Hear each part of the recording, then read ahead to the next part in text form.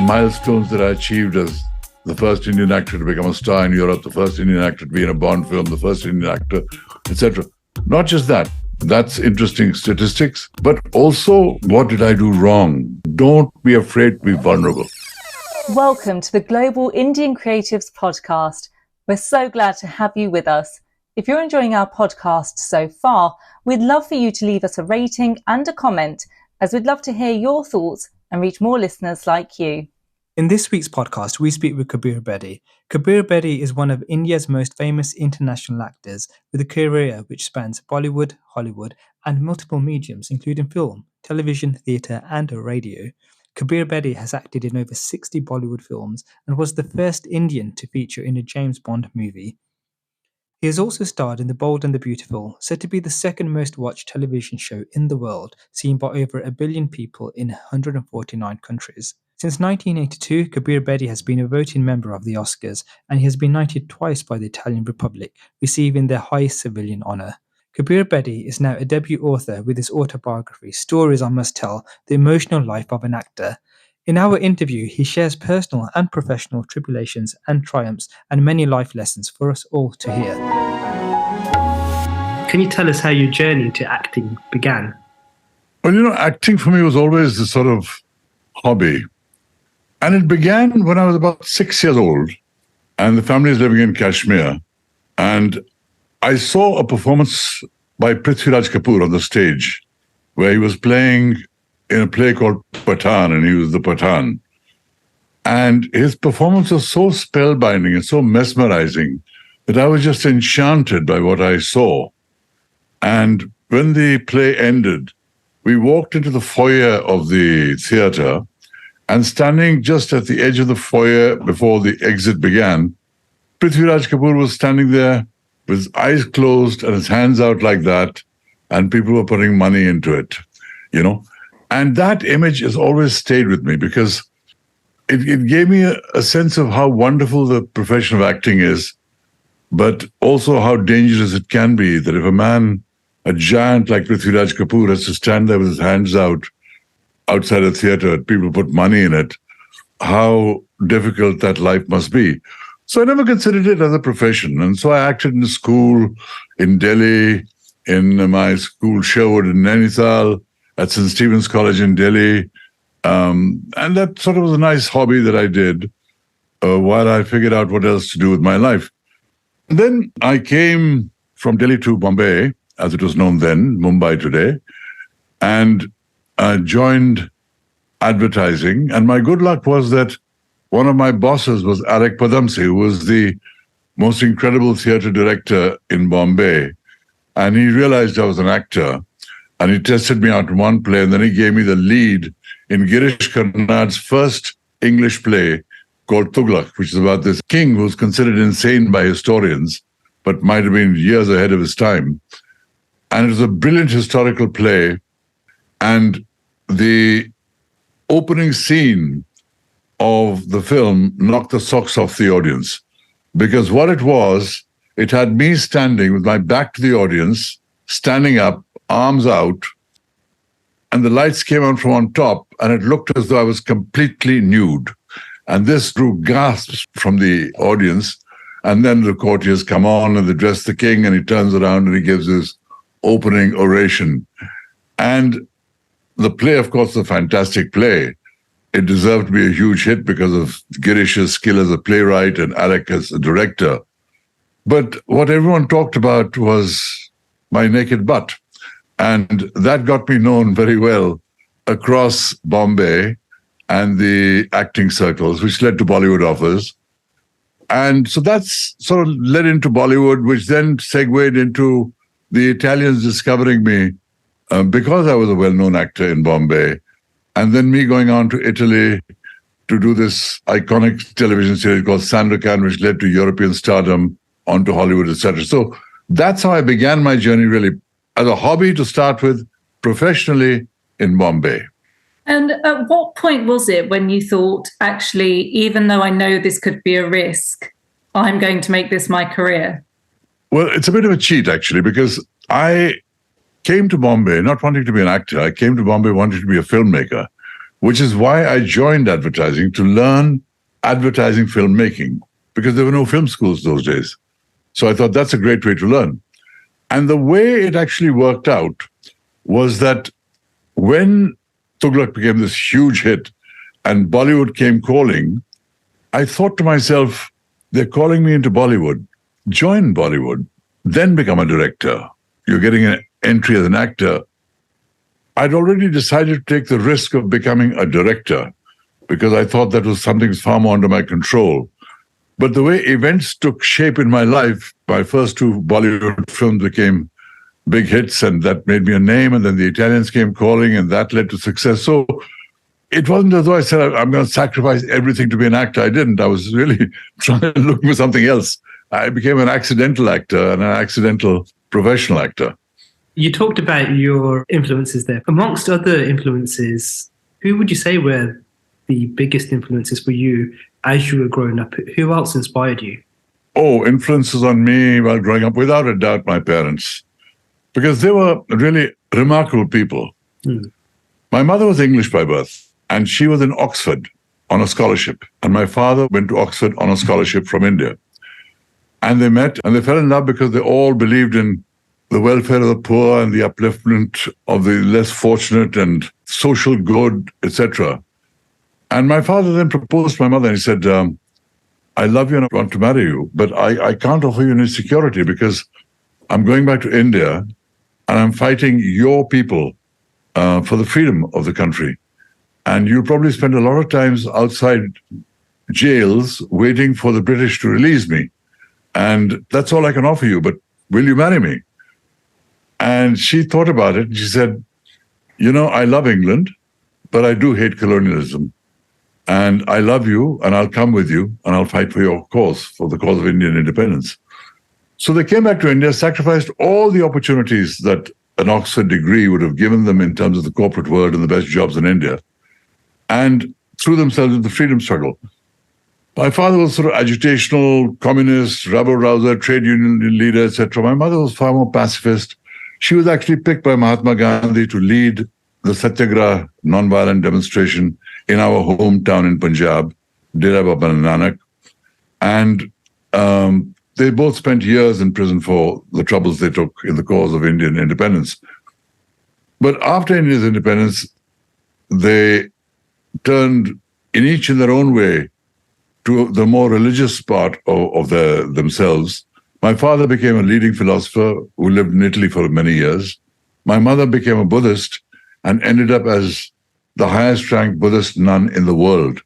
So there's a huge story there of two very idealistic people, both very different in many ways, differing on methods of agitation, differing even on their religious beliefs, and yet the bond between them was extraordinary. These are people that were the greatest influence in my life because I saw in their lives how, even if you have to suffer for it, you can live life doing what you want to do. And it gave me the courage to be different because they were different to everybody around them. And their teachings of tolerance, compassion, caring for others, believing in things you commit to, that inspired me a lot. And I would say they were the greatest influences on my life. You know, 3 books have been written on my mother, one even by a British journalist called Andrew Whitehead. She was actually seminal in the spread of Tibetan Buddhism in the West because she looked after the Tibetans after the Dalai Lama fled Tibet and came to India. And there were many stories connected with how she educated the highest lamas in English, who then went on to found all the monasteries in the West. Let me just say they were my greatest inspirations. I don't have time to tell their stories. You sound so proud of them when you I am. Of course I am. You see it in your face. They sound amazing. Incidentally, Anila in Tibetan means nun. It means nun. And really? My mother was called Anila, yeah. Before she reached the highest rank, which is Gelongma, but otherwise the Tibetan nun is called Anila. Wow. So that is amazing. I love that. Well, where do we go from here? Because that is like, we're up there already. Let's talk about the fact that you're a global icon and you have achieved so much in your career. You've done stage, cinema, TV, radio, writing. What would you say has been your favourite moment I've had some great moments.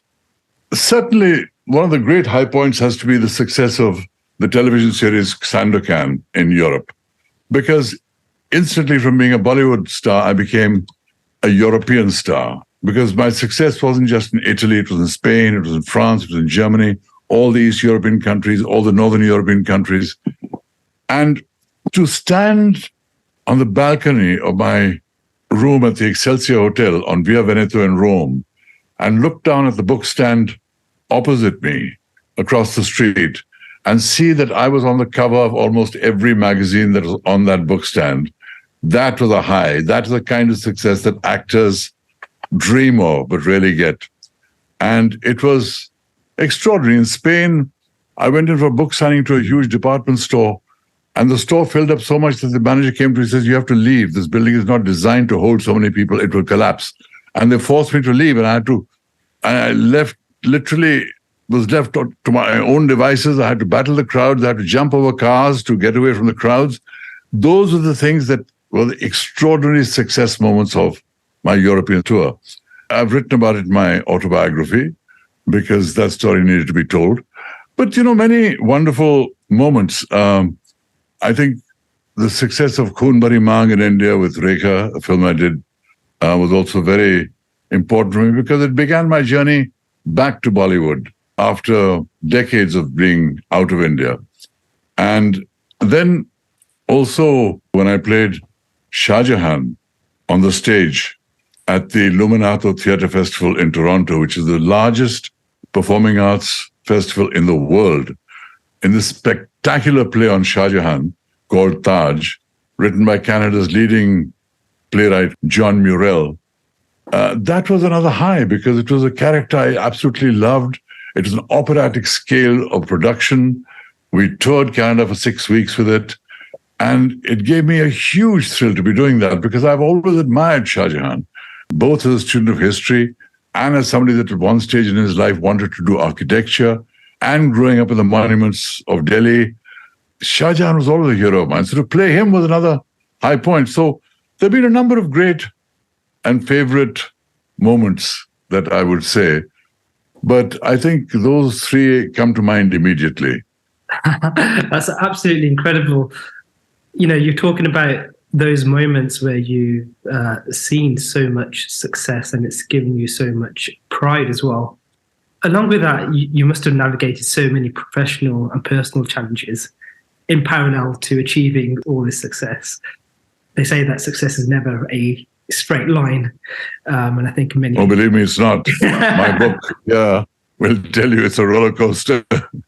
In that book, Stories I Must Tell, The Emotional Life of an Actor, which has done so well, can you share with us more about what that writing process was and what message did you want to leave the readers with and how you intertwined that with lessons of your journey, which you've learned? Yeah. There's a couple of lessons. Always protect yourself in some way, especially at a personal level. Be very, very, very careful about who you let into your life at a personal level in a relationship. Because every relationship has such a profound effect on you that if things don't go well, you suffer, the other person suffers. I'm not saying I'm not grateful for all I got from the relationships, but if I were to learn lessons, that's to be very careful about who you let into your life on a relationship or a permanent basis. That's one learning, certainly. Professionally, I'd say, be humble in your moments of greatest success and be arrogant when you're up against the wall. Be arrogant to believe that you have it in you to get out of whatever bad situation you found yourself and rise again. That arrogance you need when you're down, not when you're up. When you're up, be humble to all. Now, the question that you asked about the book itself, the fact is nobody knows my story. And I knew that I had to tell the story. And so when the pandemic happened, I thought, okay, films have dried up, television's dried up, voiceovers have dried up, appearances dried up, speaking engagements dried up, international films dried up. What's the opportunity here? Time. I've got the time to write the book that I wanted to write for the last 10 years. So I sat down and wrote like a madman for 10 hours a day. At the end of a year, I had my first draft ready. And in about a few more months, after a few consultations with people I respected, I had the final thing. So this book was born of the pandemic because the pandemic gave me the time. The subtitle of my book is The Emotional Life of an Actor. And I gave it that title because I wanted to tell everything from my emotional point of view, the emotional journey of an actor. You want to know my life? Read Wikipedia. It'll tell you the basics. Want to feel my life? Want to understand what I went through? Read my book, because it's told from the heart. So don't be afraid to be vulnerable. If you set out to bare your soul, then you've got to give the good and the bad, the triumphs and the tragedies. And you talk about your great loves, yes. You also talk about your great losses. And when you talk about your loves, you talk about things with as much compassion as you can, but without papering over the rawness of what happened. Because in my relationship with Parveen Babi, for instance, there was an enormous conflict. I mean, here I was in the middle of my greatest success in Europe, and I'd taken Parveen with me to Europe at the time, and her mind was slowly spinning out of control. In the middle of the greatest success, I'm facing this tremendous tragedy that's unfolding before my eyes. And I say tragedy because Parveen was a very sensitive, beautiful, intelligent girl who was having mental problems. And I wanted to find a way of taking her out of that hell, get her the right treatment, etc., which you could be like a fly on the wall listening to all that happened between her and me in this book. Because the relationships that I have talked about, I've been very honest. A number of other relationships I have not talked about in depth, because what's important to know is, did I screw up? Yes, I screwed up. Did I have an affair here? Yes, I did. I'm sorry I did. But you don't need to know with whom, because these are people that are leading their own lives. You know, they need to be left alone with respect. Publicly known relationships I've talked about in depth. So my desire was to tell the story as completely as possible. Also, this chapter of dealing with my son's schizophrenia and battling with a schizophrenic son who was a genius. He was a graduate of Carnegie Mellon University, the mecca of infotech, at the dawn of the computer age. How do you deal with a situation where your son's mind is falling apart? And the battles that a father has to fight for his son's sanity and to pull him back from terrible decisions he was thinking of taking. So all those I've shared very, very, very deeply. And I think people need to know that, because it's not a cardboard cutout of a successful actor who's got very rich and got lots of women, etc. There's things far beyond that.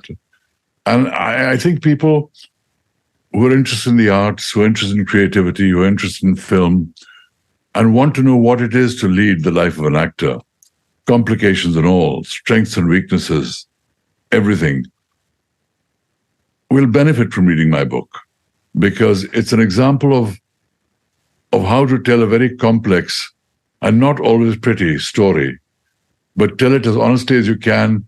And it's obviously resonated, because the book won the Amazon Most Popular Book Prize for biographies.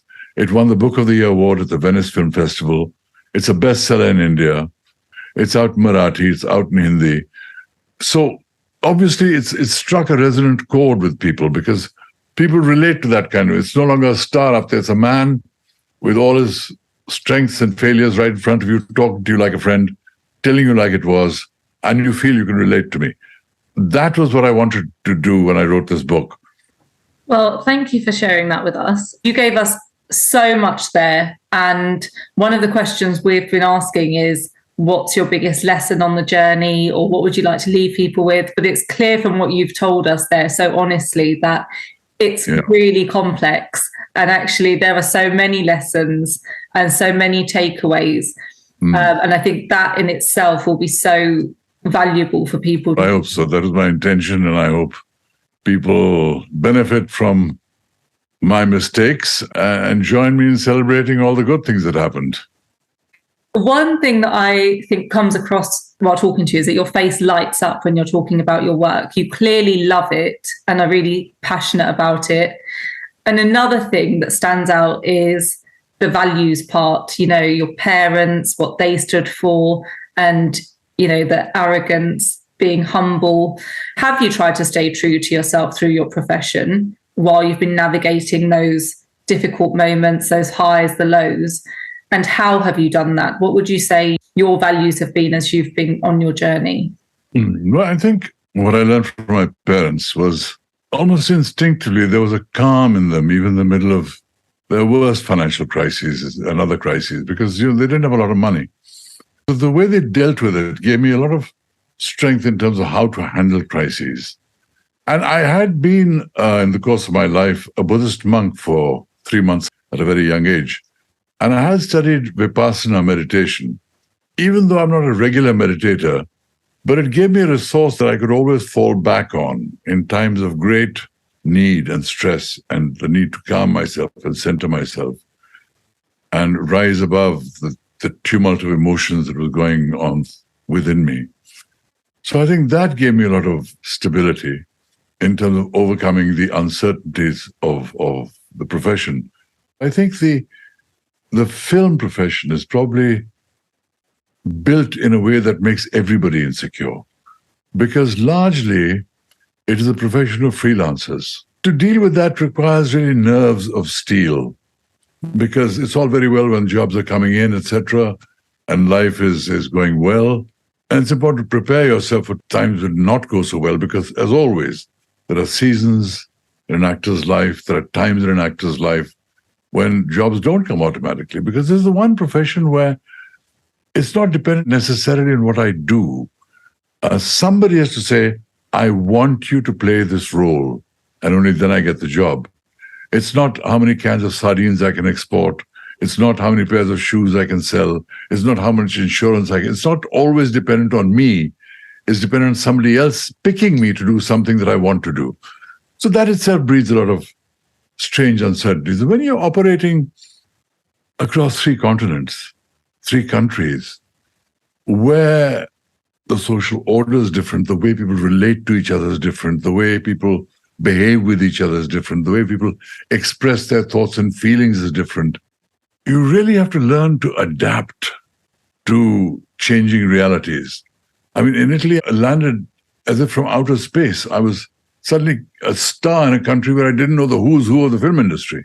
Now, how do you deal with that? I come to Hollywood, I'm a nobody, and you're auditioning against newcomers and stars that you respect. It's a matter of adapting. And as Charles Darwin said, the species that survive are not always the strongest, nor even the most intelligent. The species that survive are the ones that learn to adapt to change. And in this profession, we are constantly facing change. Even if you're in the same country, whether you're in films, you change. And if you multiply that by being in multiple countries, multiple continents, and multiple mediums, it compounds things. So dealing with it has its enormous joys and successes, but it also has some great insecurities. And overcoming that has to be part of an actor's psyche and makeup as to how to ride out the bad times. Good times anyone can enjoy and ride out. I want to ask you about you interviewing the Beatles in 1966. Yes. Just wow. Can you just tell us about that? Of course. I'd done well at school, and I had the marks to enter St. Stephen's College, which was the best college in Delhi, probably in India at the time. But I didn't have the money to pay for the fees. So I decided I'm going to freelance. And I started freelance with All India Radio, reading news on the external news bulletins, because that happened after midnight, so I could study in the day and read news at night, and do other programs, English programs, documentary programs, commentary programs, etc. And I was also in the earliest days of Indian television, where I had a show of my own called Mirror of the World. So I was basically freelancing with All India Radio. And this was, the 60s. And this was the time when the Beatles were the biggest rock band in the world. And the Beatles came into town, into Delhi. And I said, I've got to get to them. So I went to my boss and said, listen, I want to interview the Beatles. Yeah, you want to interview the Beatles. The whole Delhi press corps after that, you're going to get an interview with the Beatles. I said, listen, guys, I'm the biggest fan. He said, that doesn't change anything. The whole press corps after them. I said, yes, but give me a tape recorder, give me the badge, let me see what I can do. No. I said, aapka kya jata hai? What do you lose? Give me the tape recorder, give me the badge. Badgered them, they gave me the stuff. So I went there. And, sitting in the lobby of the Oberoi Intercontinental, which was one of the most modern 5-star hotels in Delhi at the time, with all the press milling around, etc., looking for the Beatles. Being a Beatles fan, I knew two things. One is that I had to get to their manager, Brian Epstein, and I knew what he looked like. So I was on the lookout for him. And secondly, I knew that they'd just come from the Philippines, where they'd had a big run-in with the government, because Fernando Marcos and Imelda Marcos, the rulers of the Philippines, after their concert in the Philippines, had said to them, come and sing at our children's birthday party. And the Beatles refused. And the minute they refused, the wrath of the Marcos descended on them. They were thrown out of Manila. And New Delhi was actually a last-minute pit stop on their way back to London. And through the grapevine, I'd got this information. So I got hold of Brian Epstein. I said, sir, I'm from All India Radio. My name is Kabir Bedi. I told him a bit of walkie. I said, the government have announced there's going to be an interview with the Beatles at 10 o'clock tonight. What nonsense! The boys will not give any interviews to anybody. So I said, yes, sir, but, I'm a Beatles fan and I don't want them to get into trouble with the government, because the government have announced that there will be an interview tonight, stressing the government, knowing they got into trouble with the government of the Philippines. And he said, well then, I will do the bloody interview. The boys will not give any interview to anybody. I said, that's fine, sir. For me, interviewed Brian Epstein is fine. It's the biggest scoop. So we fixed the time and place. And at the appointed hour, I go up, I knock on his hotel door, and no answer. Knock again, no answer, knock again. Door opens. I said, hello, sir. Kabir Bedi here, All India Radio. Interview tonight. He said, oh, God, I can't do this.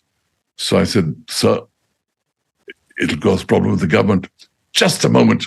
He slammed the door in my face, tidied himself up, came out, walked me across the length of the Oberoi Intercontinental. There was a suite at the other end, knocked on the door. Paul McCartney opens it, and he says, boys, do me a favor, give this chap an interview.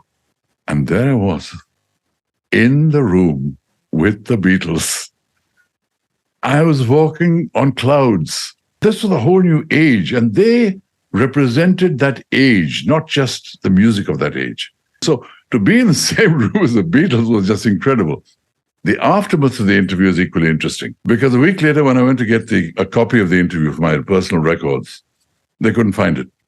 When you can't find it, you can't find it. Inquiry was launched. They recorded somebody else's interview over my interview with the Beatles. And I lost that interview. And I was so shattered by this, so shattered, that I decided to leave Delhi and head to Bombay to make a new life for myself. So in a sense, I left Delhi because of the Beatles. I was going to say the Beatles to a whole new life as an actor, a performer, and everything I did in my life. That is incredible. What a story. I love that. You've talked all about the Beatles and how amazing they were. So I want to end on how incredible you are. And of course, this is about the lasting legacy you'd like to leave and a message that you would like to leave people with. So for anyone wanting to embark on a similar creative journey that you've been on, what's the message you'd like to leave? Firstly, love what you do. Love what you do. Because if you don't love what you do, then it's a chore. If you're doing it just to get fame, you're likely to be disappointed, because most people don't become famous. But if you do it because you love acting, you will find your path, whether it's through theater or television or OTT or film, whatever. You'll always find work. You'll always be doing what you like. So don't do it for the wrong reasons. Do it because you love it. Be prepared for a life of uncertainty.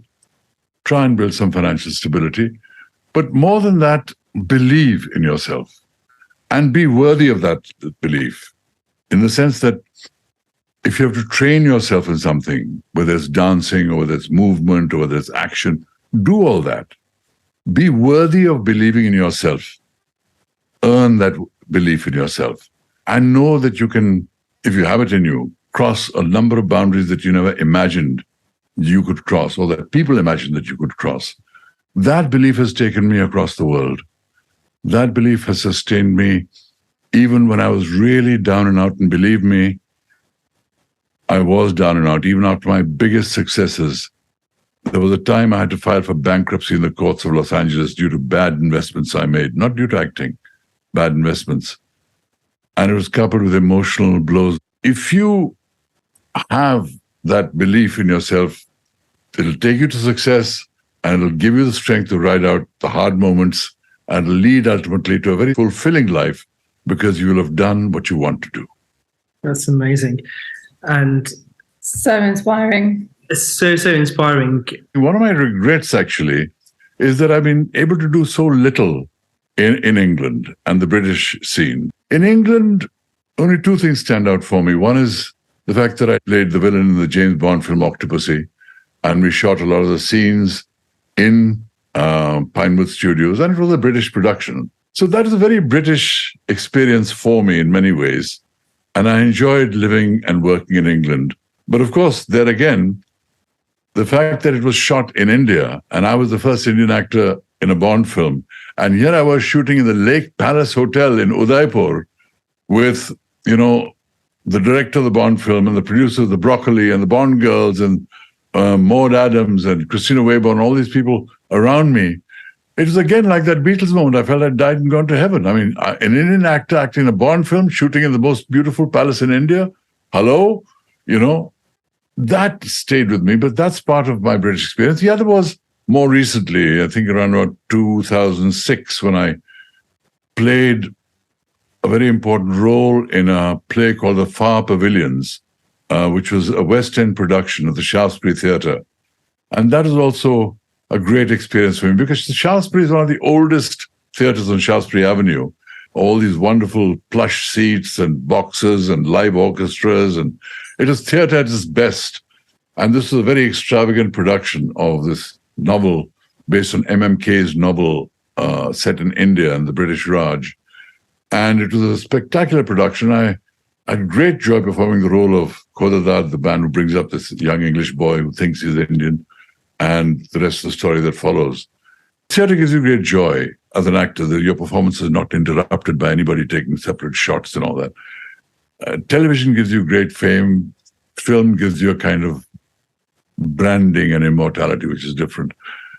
But having been through all these acting mediums on different continents, having traversed a lot of the acting world, for me, at the end of the day, the fact that I've lived to tell the story perhaps is the greatest achievement, but also that I can share the joys of that story and the lessons of that story with the next generation and people that know and admire me or even don't know me, it also gives me a feeling of great satisfaction. I wish I'd done more in England, but who knows what the future holds. Wow, what a candid and personal interview with the legendary Kabir Bedi. We are privileged he opened up so much to share many insights from his meaningful life experiences in our finale episode for this series.